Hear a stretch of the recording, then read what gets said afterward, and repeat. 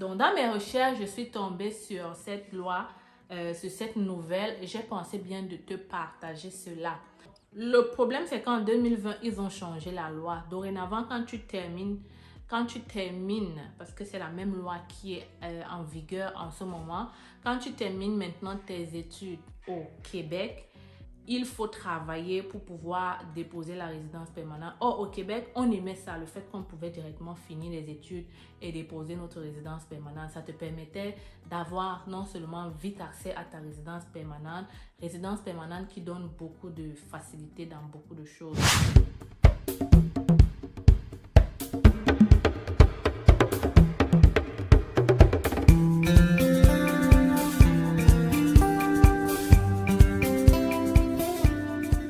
Alors, donc de quoi est-ce qu'il s'agit? Avant de te dire ça, je me dois de me présenter. Pour tous ceux et celles qui ne me connaissent pas, bienvenue sur la chaîne C'est Facile, la seule chaîne qui te permet de réaliser ton rêve canadien par toi-même.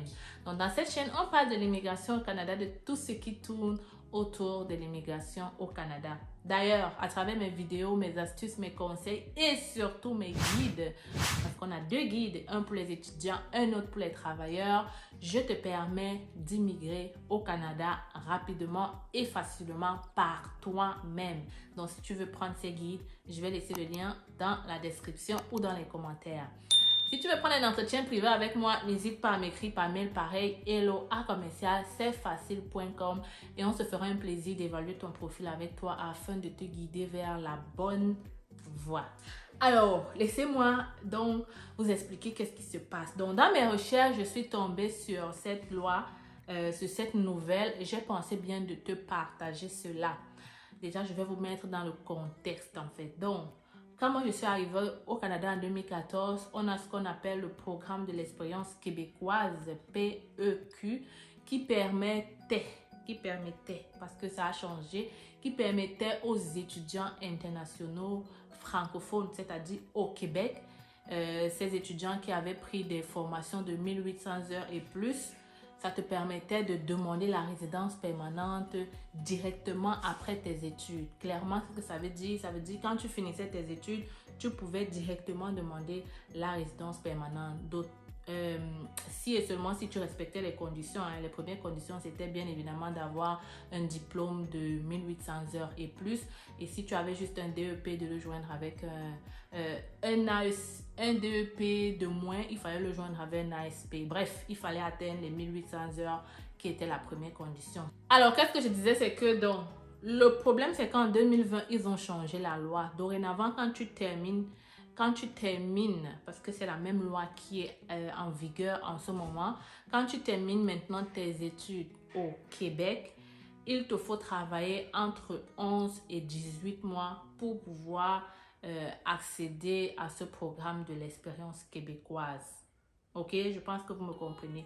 Donc ça là, ça a beaucoup dérangé les gens, ça a beaucoup chamboulé.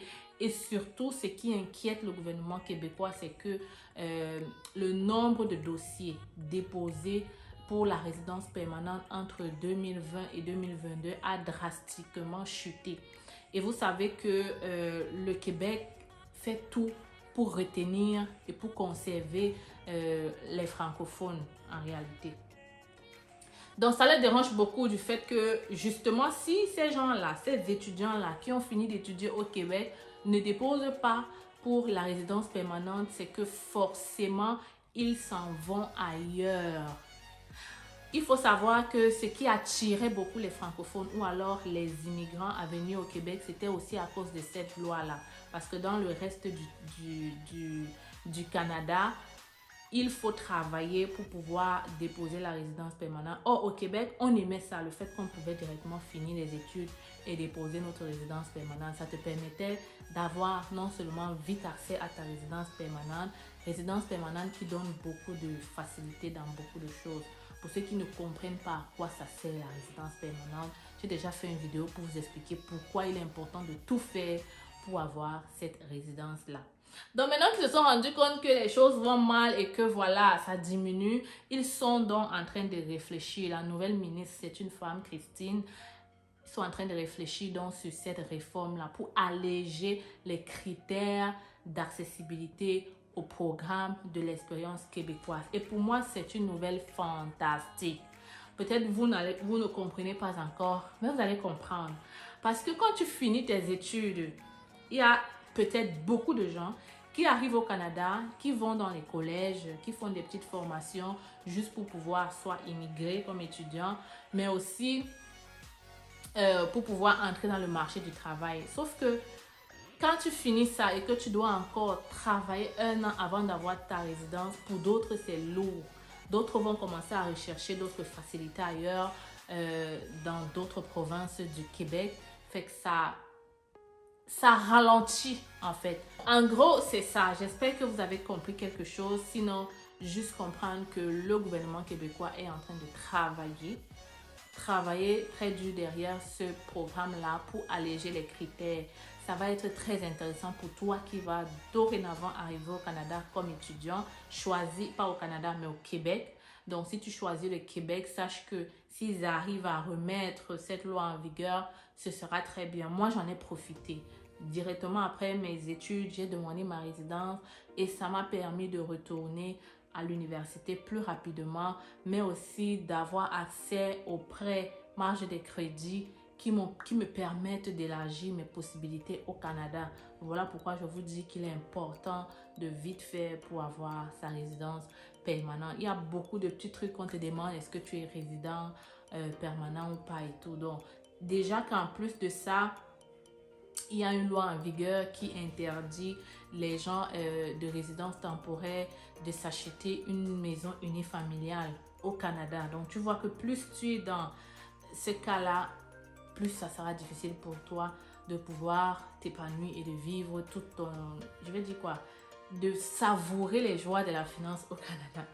Donc, j'espère que la vidéo vous a aidé. Si c'est le cas, tu n'oublies pas de t'abonner, partage massivement cette bonne nouvelle qui s'en vient. Et n'oubliez pas aussi que le Québec, de ce que j'ai vu, ils sont aussi en train de travailler pour garder, comment je vais dire ça, les francophones, que ce soit dans l'entrée express, dans les étudiants, les francophones sont très attendus cette année. J'ai aussi vu que le ministre du Canada, Justin Trudeau, a donné beaucoup d'argent. Je ne vais pas dire les montants ici de peur de me tromper du chiffre, mais il a mis beaucoup d'argent en jeu pour favoriser l'immigration francophone dans les autres provinces du Canada.